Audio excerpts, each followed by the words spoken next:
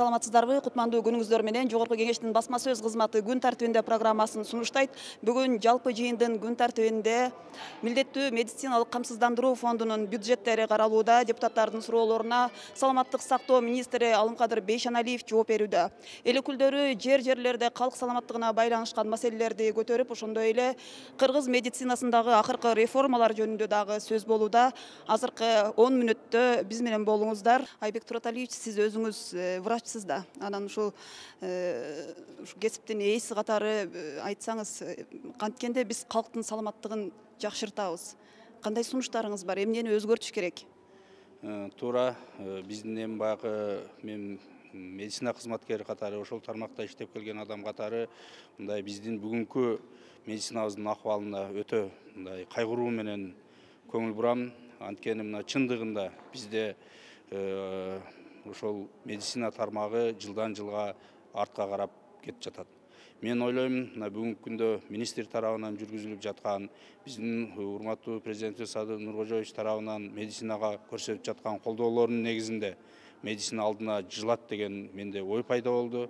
Анткени мына бүгүн биз ошол милдеттүү камсыздандыруу, медициналык камсыздандыруу бөлүмүнүн бюджетин карап жатабыз. Мына бюджетте божомол менен жылдан жылга өсүү темпи байкалыптыр. Эгер ошондой өсүп бара турган болсо, биздин элибиздин саламаттыгына керектүү дары-дармектерди алганга, керектүү медициналык жабдыктарды алганга, жана ошондой эле керектүү лабораториялык диагностикалык изилдөөлөрдү жүргүзгөнгө каражат мындай керектүү өлчөмдө бөлүнүп калат деген ойдомун. Биз эми баарыбыз жапа-тырмак ушул ар бир адамдын, депутат эле эмес, ошол эле министрдин, жөнөкөй адамдын ою бул биздин элибиздин саламаттыгы. Анткени дени сак эл өнүккөн өлкө деп бекерден айтпайт. Биз баарыбыз ошол багытта биздин ушул медициналык жардам көрсөтүүнүн сапатыны өзгөртүүгө, жакшыртууга жапа-тырмак жакшы ниет менен аракет кылсак, мен ойлойм жакшырат деген ойдомун. Мына быйыл ММК фондунун бюджети 20 миллиард сом деп бекитилип атпайбы? Анан ушу жарандардан сурасаң, ооруканага барганда ошол фонддон пайдаландыңбы десең, дайыма жок, биз кадимкидей төлөйбүз дешет да. Бул боюнча сиз эмне дейт элеңиз? Туура, эми көпчүлүк учурда баягы ошол эле больницаларда кээ бирки мезгилде оорулуулардан акча алган фактылар бар. Аны жок деп айтыш өтө кыйын. Эми негизинен жанакы жерде бул медициналык камсыздандырууга төлөгөндө, ал жерде жабайы жеген тамак ашы, жүргүзгөн лабораториялык изилдөөлөрдү, кээ бирки дарылар, баягы эң керектүү дарылар гана киргизилген. Баягы кымбат дарылар, анан кымбат лабораториялык изилдөөлөр чындыгында ал жерге камтыбай калган. Мунун баары эми биздин каражаттан көз каранды экен. Динара Ашимовна, сиз Жогорку Кеңеште социалдык маселелер боюнча комитетти жетектейсиз. Анын ичинде ошол эле саламаттык сактоо тармагы дагы бар дегендей. Анан ушул тармакта абдан көп проблемалар бар экени бүгүн айтылып жатат. Сиз ушу кыргыз медицинасын бир аз көтөрүү боюнча өзүңүздүн сунуш пикирлериңиз же болбосо көз карашыңыз бар чыгар, айта кетсеңиз. Бул медициналык тармакта эң бир чоң маселелер ушул ФОМСта да. Себеби силер баарыңыздар эле билип атасыздар, өзүңөр деле ооруканага барсаңар, ошол бир жигердүү жакшы жардамды эле албайсыздар да ФОМСтанчы. Бир ушундай дарыларды алсаң болот ФОМСтан дейт, ал дарылар ошол эле ооруканада болбой калышы мүмкүн. Да, бул мындай самый простой случайда айтсак. Анан эми негизи ФОМСтун уюштурулган идеясы бул акыры келип туруп ар бир адамда медстраховка болуш керек болчу да. Анан биз ошол идеяга жетпей эле ФОМС кандайдыр бир орто эле чендеги бир функцияларды аткарып эле анан кийин акчаны бөлүштүргөн бир конгломерат болуп калды да. Азыр эми ошо ФОМСту баягы саламаттык министрлигине кошкондон бери бир жылыштар болобу деген менде үмүт болуп атат. Ошондуктан мен ошондой суроолорду бердим да. Мына ал биздин бүт студенттер, биздин бүт мекендештер башка өлкөлөргө барса, медстраховкасы жок. Алар ооруп калса, ошол полный иностранный гражданин болуп төлөп туруп 10 эсе 20 эсе кымбат ошондой саламаттык сактоо уюмдарына кайрылганга аргасыз болуп жатып атышат да. Анда биз эмнеге ФОМСка төлөп атабыз өзүбүздүн айлыгыбыздан 2%? Эгерде 2% төлөп келип анан кийин 6 ай төлөбөй калса, адам иштебей калса, дагы ооруканага барса, уже застрахованный эмессиң дейт. Ушундай бир туура эмес системада жашап жатабыз да. Мен ошого азыр чоң ушул реформаларды кылышыбыз керек деп ойлоймун. Азыр саламаттык сактоо министрлиги менен биргеликте министрлер кабинети менен биргеликте бир ушунун концепциясын ойлоп жаңы закондорду киргизгенге аракеттенебиз. Сиз жогоруда дагы айтып өтпөдүңүзбү, маселен ушул эле Туркияда ар бир жаран өзүнүн ден соолугун өзү камсыздайт экен, жылына канча бир сумма төлөп, ошол эле учурда ооруканага жатса, ал жеңил операциябы, кандай операциянын түрү болбосун бекер экен да, абсолюттук түрдө бекер экен. Бизде ошол системаны киргизсе болобу? Ошону киргизгенге эмне тоскоол болуп атат?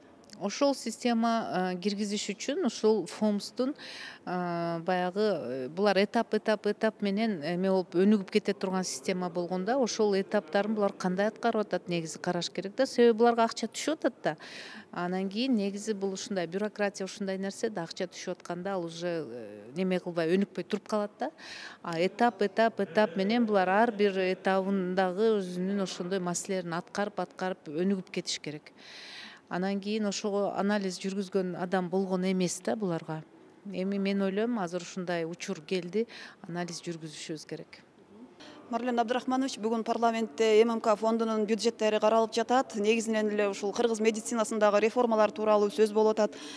Ушул министр Алымкадыр Бейшеналиевдин реформасын колдоп жатасыздарбы? Кайсыл жагын колдоп атасыздар же болбосо кайсыл жагына каршы чыгып атасыздар?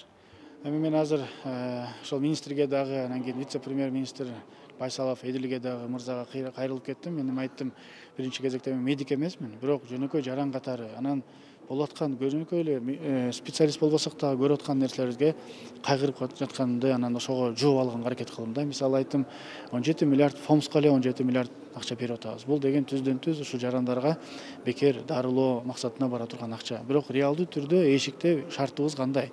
Анын бардыгын эч ким жон тери менен ала албайт да. Тескерисинче операциялардын бардыгы сыртта болот. Тескерисинче ошол биздикилер жаңы технология алып келбеген негизинде бизге бир гана СССР малында мурдагы эле этап менен кесем деп эле чыгат, операция кылам деп эле чыгат. Мен бир мисал келтирип кеттим, ушул опухоль, баштагы опухоль боюнча бизде эч кандай бир оборудование жок экен. Бизде мурдагы эски боюнча эле кесе тегесиң дагы, анан лотерея же жашап кетесиң, же жашабай кетет экенсиң да.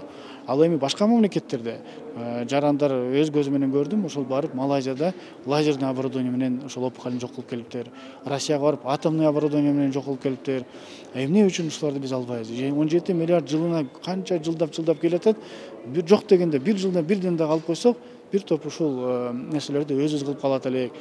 Жаланган акчасы барлар бар, сыртка барып операция кылып келет дагы, акчасы жоктор карапайым эл биякта калып калат деген суроого жооп беришти. Ушул этапка өттүк. Ушул реформанын ушул негизинде ар жылы ушул оборудование алып атабыз. Эми Кудай буйрса көптүгөн операциялар Кыргызстаныбызда, мамлекетибизде кылат деген сөздү айтып ишендирип кетишти. Ойлойм, буну талап кылабыз, аягына жеткизебиз. Исхак Абсаматович, быйыл ММК фондуна 20 миллиард сом акча каражаты бөлүнүп атыптыр. Сиз кандай пикирдесиз? Ушул каражат калк саламаттыгын сактоого жетиштүү элеби же кандай? Биз 30 жылдан бери советтик системаны талкалап, ар бир адам бекерден саламаттык сактоого ээ деген принципти жоготуп, ошонун ордуна жанагы медициналык страхование деген принципти киргизгенбиз. Эгерде сен убагында тийиштүү салыктарды төлөсөң, ооруп калсаң, анда сага кайсы бир мүмкүнчүлүк өкмөт тарабынан бекер медициналык жардам бере турган мүмкүнчүлүктөр берилет. Бул толук башынан аягына чейин эмес, аталган бир дары-дармектерди, кандай бир жардамды өкмөттүн эсебинен берилет. Ушул акчага, ушул максатка 20 миллиард деп биз быйылкы жылга бекитип атабыз да. Муну реформа деп айтыш кыйын, бул негизги капиталисттик системага чала өткөндөй болгондуктан жалпы элибиз баары бир бекер саламаттык система болуш керек. Ошондуктан көптөгөн ушул миллиарддаган акчадан баары жетиштүү деп айта албайбыз. Себеби адам ооруганда бир гана грипп менен оорубайт, бир гана жеңил оору менен оорубайт. Ал эми оор касалдарга, ооруларга анда көптөгөн акча керек. Ал ФОМСтун акчасы берилбейт ага. Ошондуктан коомчулуктан ыраазычылык күчөп баратат. Реформа деген башкача болуш керек да. Ар бир жаранга саламаттык сактоо кызмат услугалар тийиштүү болуш керек да. Ошондон бул эми биз карап атабыз. Азыр 2020 жылкы аткарылышына, 2021 өзгөртүүлөрүнө, анан 2022 жылга божомолду бекитип атабыз да. Бул көптөгөн көйгөй суроолор туудуруп атат. Ар бирөөбүзгө, ар бир депутатка жүздөгөн адам күнүгө кайрылып атат да. Бирөөнүн бөйрөгү ооручан, бирөөнүн боору ооручан, бирөөнүн башка нерсе ооручан. Мына бүгүн жогорку кеңеш саламаттык сактоо тармагында маселелерди түп көтөрүп жатасыздар. Анан айтсаңыз, ушу акыркы убактардагы министрден реформа кылып атам деген сиз кандай карайсыз? Чынында реформа болуп атабы? Биринчиден, мисалы, реформа кылып атабыз деген менен, мисалы, так түшүнүктүү эмес да. Реформанын максаты эмнеде, механизмдери кандай. Анан ошондуктан мага мисалы түшүнүксүз да. Кандай реформа болуп атат, эмне максатта. Ал деген эмнени өзгөртөт. Бүгүнкү күндө кандай, а реформа эмнени алып келет деген суроолорго мисалы менде жооп жок да. И ошондон жоопту ала албай атам да, реформа кылып атабыз деп атат. А кандай экенин түшүнбөйм мен. Мисалы да. Анан дагы бир нерсени айтыш керек да, мына 30 жылдан бери биз бүт тармактарды либерализация саясатын жүргүзүп атпайбызбы? Экономиканы түшүнүктүү либерализациясын түшүнсө болот, там рынок өткөрүш керек андай дегендей деп. А соц тармактарды либерализация өткөрүүдүн кажети бар беле? Мына либерализация өткөрүп, мисалы ошол эле соц тармактарды ошол эле бүгүнкү күндө саламаттык сактоодо ала турган болсок, либерализация деген саламаттык сактоодо либерализация жолун өткөрүү деген бул эмне деген? Эгер СССР маалында саламаттык сактоо системасы болсо, ал саламаттыкты сактоо максатында жумуш жүргүзчү да. Ал эми азыр болсо саламаттыкты сактоо системасы эмес эле, жанагы саламаттык сактоо кызматыны товарга айланып атат да. Бизнеске айлантырып ататтар. Мындайча айтканда саламаттык сактоо системасыны бизнеске айлантырып атат да. Анан кийин ошонун негизинде бизнеске айлангандан кийин саламаттык сактоо кызматы товар болуп атат. Ал эми элдин, адамдардын ден соолугу күрөөгө колдонуп атат да. Врачка келсеңиз, сиз аны айтат, мен сен жакшы эме кылам, бирок ден соолугуңду күрөөгө кой дейт, анан күрөөгө коюп туруп, анан соодалаша баштайт. Мага керек, ал керек, бул керек. Вот ошону алып келсең, мен сага ден соолугуңду кайтарып берем. Эмне кылыш керек эми ушундай кырдаалдан чыгыш үчүн башка мамлекеттердин мисалы? Эгерде сен ошол акчаны алып келбесең, анда менде калат сенин ден соолугуң. Мен ошо ойдан калат, кандай состояниеде болсо ошондой калат деген. Ушундай бир мааниде болуп атат эгер жалпак тил менен айтканда. Сиздер күн тартибинде программасын көрдүңүздөр. Эсиңиздерге сала кетсек, парламент кабарларын жогорку кеңештин расмий YouTube каналдарынан, ошондой эле социалдык медиадагы баракчаларынан таба аласыздар. Мен сиздер менен коштошомун. Саламатта калыңыздар.